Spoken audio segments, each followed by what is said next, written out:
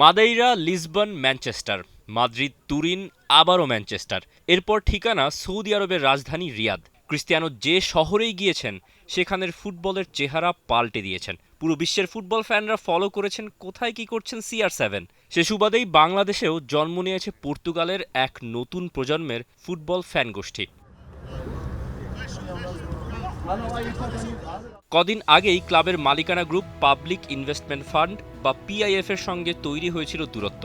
Saudi pro লিগের 4 বড় ক্লাবের মালিকানাই এই গ্রুপের হাতে। বেনজেমা আল ইত্তিহাদ থেকে নাম লেখান আল হিলালে। এরপরই রোনালদোর সঙ্গে মনোমালিন্য, কেন একই মালিকানা অন্য ক্লাবগুলোকে বেশি প্রাধান্য দেয়। তবে সে কাহিনী পেছনে ফেলে রোনালদোর পুরো মনোযোগ এখন আল নাসেরে। রিয়াদ শহরকেই আপন করে নিয়েছেন, বলছেন তিনি সৌদি আরবেরই একজন।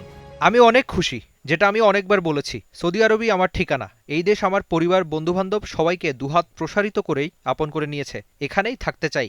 প্রো লিগের গেল ম্যাচে রোনালদো করেছেন জোড়া গোল। বয়স 30 পেরোনোর পর 500 গোলের এক অনন্য রেকর্ডও CR7-এর। এবার পুরো ফোকাস আল নাসেরের হয়ে সৌদির শ্রেষ্ঠত্বের মুকুটটা অর্জন করা।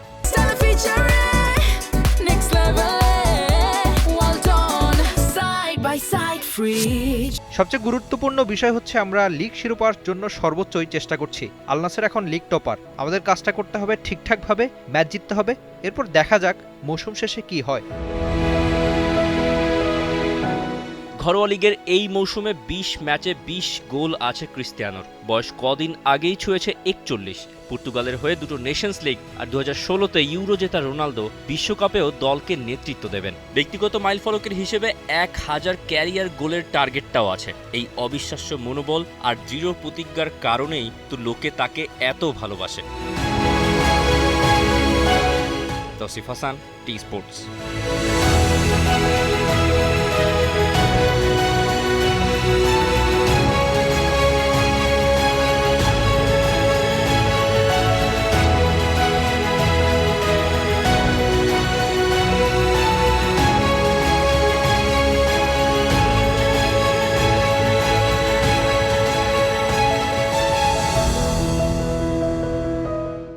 For more updates, subscribe to our YouTube channel and click on the bell icon. Follow us on Facebook and Instagram. Download T Sports app to enjoy exciting games and highlights. Visit tsports.com.